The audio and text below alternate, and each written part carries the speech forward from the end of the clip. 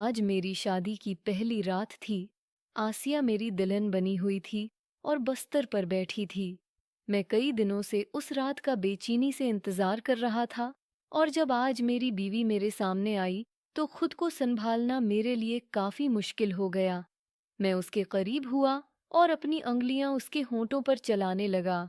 उसने मेरा हाथ पीछे करने का कहा। मैंने पूछा, क्यों पीछे करूं? मुझे तो ये मालूम है कि मैं तुम्हें बहुत चाहता हूँ और शादी करने की ख्वाहिश रखता हूँ। अब तुम्हें भी जानना चाहिए कि शादी की रात क्या होता है। आज मैं तुम्हें हैरत ज़दा कर दूंगा। मेरी बात सुनकर वो कुछ घबरा गई और अचानक बोली, मुझे ऐसी बेशर्मी पसंद नहीं, लिहाजा मुझे हाथ लगाने की कोशिश मत करना।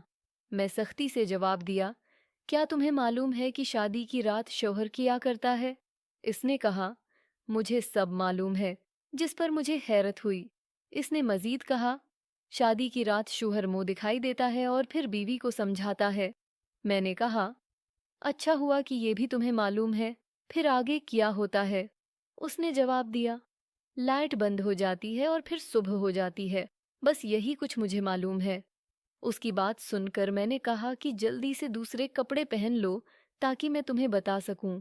मैंने उसे छेड़ा और वो अलमारी के पास गई जहां से एक सादा लिबास निकाला और वॉशरूम चली गई। कुछ देर बाद जब वो बाहर आई तो मैंने उसे सख्ती से पकड़ लिया और बस्तर पर ले आया। उस वक्त सिर्फ लैंप की रोशनी जल रही थी। मैंने कहा, बेगम साहिबा, अब बताएं क्या लाइट बंद कर दूं?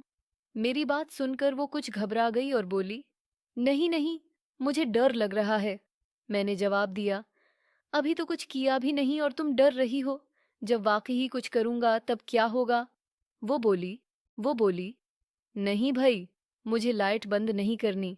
मैं लाइट जलाकर ही सूऊंगी।